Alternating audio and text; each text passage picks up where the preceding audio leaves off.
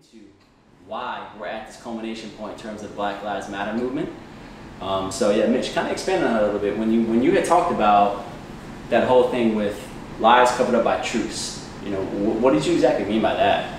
What I really mean by that is sometimes we're not told the whole truth. That's part of it too, because if we're told the whole truth, it'll change our perspective. We're taught in school, like certain things. We're taught in school that Christopher Columbus discovered America, you know, like this and this and that. And we're not really taught in school. Like I had to actually find this on my own. Like they brought diseases to these people. That's how Thanksgiving became to be. They gifted them these things covered with diseases, and you know, they didn't teach me that in civics class. That's concerning. So because I feel like America doesn't want anyone to think, hey, like they're the bad guys. You know, sometimes you don't want to look like the bad guy, so you just say like, you say what you need to say. You say what you need to say, but you don't say what makes you look bad. Everyone does that. The government do that, media do that, we do that as people. You know what I mean? So we don't look bad, because no one wants to look like the supervillain. Everyone wants to look like the superhero. That's not good. Like I saw a picture. I don't know if you've seen it. I want to find it. It was in a circle. You see a man stabbing another man. That's what it looked like. And outside the circle, you can see it was his foot running away from the guy, because it was just a shadow. Running away from the guy who didn't have a knife. Like, oh, I want to find that picture. I think I have seen it. It was like a shadow picture in the first one, and then the second one was the reality. Yeah. Yeah, I have seen that. That's powerful. That's powerful. That's powerful. When I saw it, I'm like, wow, this speaks volumes, man. That's it, dude. Because it was so interesting. You kind of go into what you were talking about a little bit deeper. You know, it's so curious to me because what you had said is so true. You know, there's so many questions that are answered to the point where it will suffice, but not answered in totality. So there can't be any kind of questions left around, right? There's so many things that we get informed on that we're educated on just enough to be able to make our own prediction as to how it ends, but we never actually get it. You know what I'm saying? It's like in a movie when there's a cliffhanger. They do it exactly. They do that on purpose. That's divisive, right? That's how they want you to think. Yes. And this is how they want you to feel. Yes, and you want to know what's crazy about that too? It's that kind of stuff that's been pre-programmed in us since we were kids, right? Like you had said, let's go back to history, right?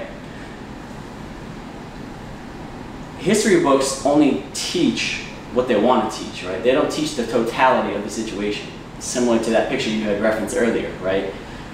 There's been many situations, like when I was in school, right, and I was in history class, I don't ever remember being taught in totality about Malcolm X like I did Martin Luther King Jr. Why? I believe, and I can't say this for sure, this is just my speculation, right? Because they went about the same issue in two different ways. The United States picked a way that would fit the narrative that they liked more, and they pushed that. You know what I'm saying? I remember vividly many times doing presentations on Martin Luther King Jr., doing a presentation on a specific movement that Martin Luther King Jr. did, right? And this is so crazy that we actually got into this. But you know what I'm saying though? It's like, and the thing about it is, right, trends. If you look back at the trends of the United States, you look at a history book, right? There's so many things that are left out, that are important, that build people's perspectives. Because the thing about it is, perspective is king, right? Perspective is power. When you teach people that have a narrow perspective, they live their entire life in that one train of thought. They're no longer a threat. They're no longer a threat anymore. The people that have perspective are powerful. And I think the people that control their perspective. Exactly. Exactly. And I think the control comes from the willingness to build it, right? To be educated. Like we kept referencing, right? Education is power as well, right? And I think what's so cool about that is that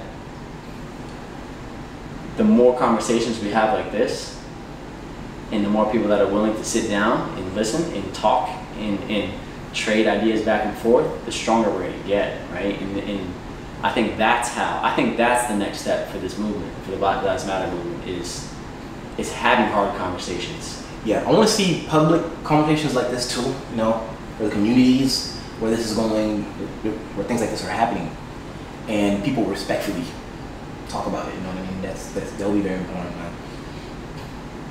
Very valuable. And it's tricky too, because the likelihood of that happening, I hope it's not this case, but if you just look at the trend over the past 50, 60 years, the likelihood of that happening is low.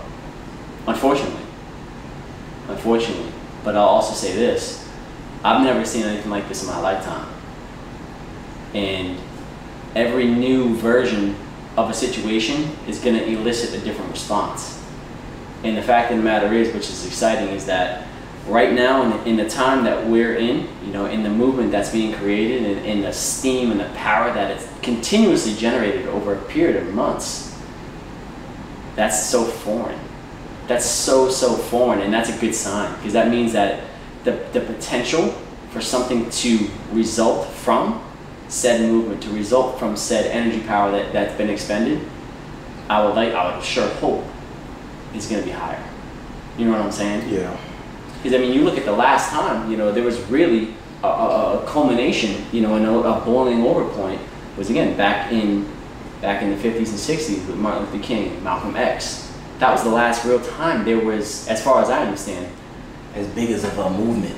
Right. As big as a movement. And although it wasn't perfect, and I'll be damned if anybody tries to tell me it was, although it wasn't perfect, it did push the needle. And what I'm hoping for is that where we are now, I'm hoping we can push the needle even further. But what I'm scared of is that the needle moves forward and then people get comfortable again. We can't do it. We can't do it. Because again, that'll be a trend as well. That'll be a trend as well. And it's one of those things, we can't settle for something good. We have to pursue great. You can't settle for the good. You have to pursue the great. Stars, so that on clouds, you know what I mean? Exactly right. Because if you shoot for something good, you might get something.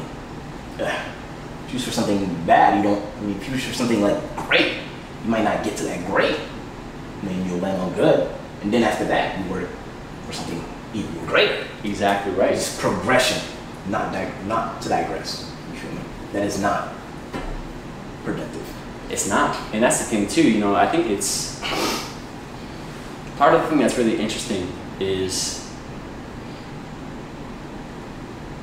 we can't let the distractions get to us. We can't let the distractions pull the focus away from where it's supposed to be, right? Mm-hmm. And the unfortunate thing about it is that there's going to be more and more distractions. Why do you think that as the Black Lives distract from the rumblings in the communities, the rumblings in the Black Lives Matter movement, the power that's starting to form? Because the unfortunate reality of the situation is people are easily distracted.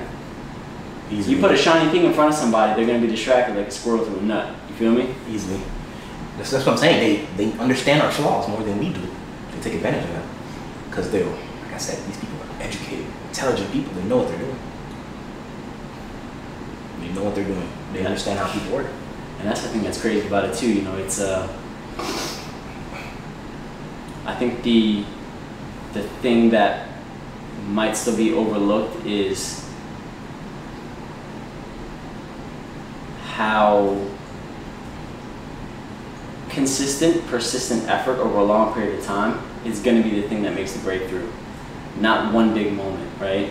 I agree with that 100%. And the thing about it is which is making me nervous, is you don't hear as much about the Black Lives Matter movement anymore. You don't hear people standing on their shield anymore. You don't hear people. The energy started to it trickle down. It don't feel the same anymore, which is scary because that's exactly what the goal is. These people know what to do. Things that are dangerous. Oh, let's subdue those. Let's quiet those down. We don't want that. We want this. Hey, COVID. You know, Florida becoming the epicenter. When, you know, in terms of the COVID situation, you know, there's 4.5 million cases in Florida. You know, oh, there's 33 Florida labs that are cooking positive COVID results, and what's that, such and the other. But what about that? What about Black Lives Matter though? Well, another thing is, like we were talking about earlier about the mute button, you know what I'm saying? Mm-hmm. That whole Blackout Tuesday thing, when they were saying don't post anything on social media. Why are we limiting our platform to have this conversation now? And I'm so glad you brought that up. That makes no sense. Because how did you feel about that whole situation? How did you feel? I feel like it was strategy by the government. Because I don't see how us being quiet about the situation, not talking about it for that day, I don't see how that helps the situation. If I'm wrong, tell me I'm wrong and show me why I'm wrong. I don't see how. Because I'm with you on that. The conversation is important. And the thing about it is, which I thought was, it felt really cheesy to me. It felt really corny.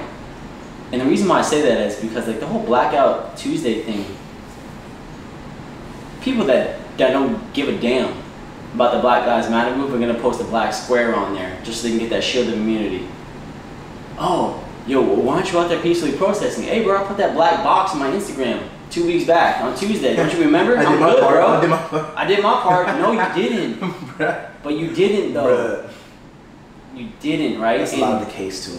And I think I actually put my video out on Blackout Tuesday. Because to me, that just like... I reposted that too. That just didn't feel like it was enough. I'm like, what is a black square going to do? Nothing. What is that going to do? Nothing at all. But that was one of the most united we've been in terms of Black Lives Matter. Post a black square on your Instagram page because that's going to make a difference. Everyone was doing that. What? That is gets me pissed, bro. I'm just not realizing that, man. Everybody was taking part in that. Yeah. Yeah, my entire Instagram feed was just a black square. Black square. And my question is, where did that even stem from? Where's the origin of that black square? We'll never know that. We'll never know that. But everybody's gonna take part in it. It's like one of those things. What's good for the goose is good for the gander. One person posts a black square on Instagram. Blackout Tuesday. What does Blackout Tuesday mean? I don't know. I just posted a black square on there because everybody else is doing it. You didn't do anything. The sheep herd is being herded, man.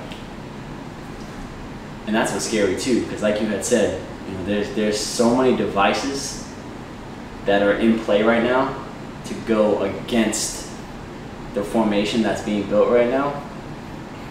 It's gonna be hard because there's a lot of devices I would like to believe in strategies that probably haven't been used yet. They got their plans going. They know what they're gonna do next. This year's not over, man. Trust me. Oh, you're just getting started. And the thing about it is, it's not over at 2020, bro. And that's not over. And I know you weren't saying that, but you know, I'm not even looking in terms of a year. I'm looking years. So that's what it's gonna take. That's what it's gonna take. And I just hope, you know, people like Killer Mike. I love Killer Mike. That dude is the man. Have you ever heard of Killer Mike? No. So, Killer Mike is, I believe he's like a music producer, and he's a big activist, especially in the African American community, right? I believe he's in Atlanta, Georgia, right? And I'll have to show you the video once we get off camera, but pretty much he was just talking about when this whole thing first started and all these riots, you know, this looting started. He was talking about how you can't destroy your city. You need to fortify your homes. You need to strategize, organize, and then mobilize. I love stuff like that because that's exactly it. Yeah. That's exactly it. And what's so cool is that he's been a prominent figure this entire time, and it doesn't look like he's stopping anytime soon. And we need people like that. We need people like that because the thing about it is that he was getting a really good response not only from the African American community, but he was getting a good response from the white community, from other communities that weren't directly affected by the Black Lives Matter. And I think that's the thing that's going to be the catalyst. And the thing about it is that the fuse is already lit. Or let me say this: the fuse is there. We just need something to light it, right? Yeah. And the thing about it is that it's gonna take people that aren't directly affected by it to get educated, get the perspective, become affected by it, and speak. And speak. Because the thing about it is, silence is gonna kill it. Silence is dangerous to do. Silence is dangerous, right? Mm-hmm. And honestly, the people at the top, they want the silence. That's exactly what they want. Blackout Tuesday. Facts. They wanted silence. They were tired of it. I'm sick of it. I don't want to see it anymore. Put a black box on your Instagram page on Tuesday and let's call it a day. That's my whole point. That's my whole point. And it's like, shoot, man. I was just them calming the situation down. And the crazy thing is too, is like, I don't even think we really understand what the situation is yet all the way. You know, and what makes me think hard is the situation changes every single day, but we don't have the ability to keep up with it. There's just too much. But the COVID situation changes every day, but we can keep up with that on every single news outlet. Every single one. Everyone. Every single one, without fail. Without fail. You know, and you even look at... You know why, I think? Because first, this virus causes a lot of fear in everyone. So I think they're taking advantage of that fear. You know? And now they're pushing that on their news, you know, to generate views, generate money, generate, you know what I mean? And fear is easily controlled by somebody who knows how to control it. Because if I'm afraid of something, all someone will have to do is give me a shield to protect me from something, or like tell me, hey, that's a snake, that's poisonous. You know what I mean? That's poisonous. Stay away from it. Don't get bit. I'm gonna listen to it. Oh, okay. Now I know not to go over to that snake. Now I know how to protect myself. Now I feel safe. You know what I mean? I just don't know anymore, man. Because there's certain things, you know, that I can accept to be a controversial thing. You know, everybody can disagree on certain things. It wouldn't bother me. What bothers me is, why is there a disagreement for the attention people bring attention to someone's life being taken away? There shouldn't be any controversy there, man. I personally feel that there shouldn't. I'm with you. No one's life is worth a fake $20 bill. Nobody. No matter what your skin color is. You, me, an Asian person, anybody. I just don't understand it, and I would like to understand it, even though I don't think I will ever understand it, but it should be a conversation about that. Absolutely. You know, and the crazy thing is, we'll kind of close on this, is if a human's life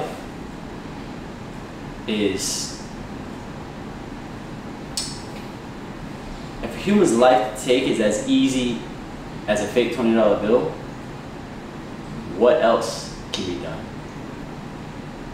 What else can be done? If somebody dies over a fake $20 bill, what's the next thing? What is somebody going to die for next? You know what I'm saying? And that's what's so crazy to me. It's like a human being lost their ability to live over a fake $20 bill. Life is precious, man. Life is, you only get, as far as I understand, you get one chance at it. Everybody just gets one. You have one chance at it, and somebody lost theirs over a fake $20 bill. What's the next thing we're going to see?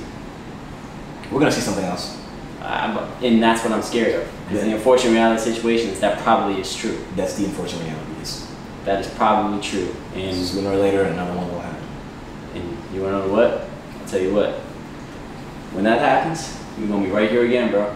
We're going to be right here again. We're going to be standing hand in hand, unified as a community, as brothers. And we're gonna keep pushing the needle, bro. Because at the end of the day, you never know what your words could do for somebody, right? And like you had said, talking about responsibility.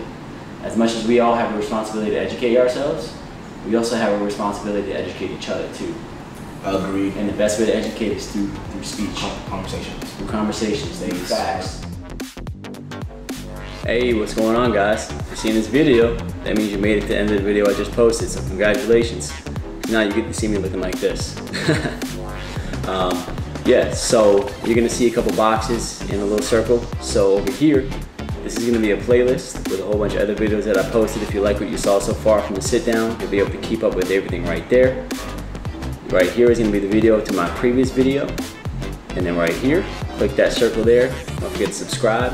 Hit that bell icon to make sure you get all the updates whenever I come out with some new content. I appreciate the support. Let's keep the train going. Here we go.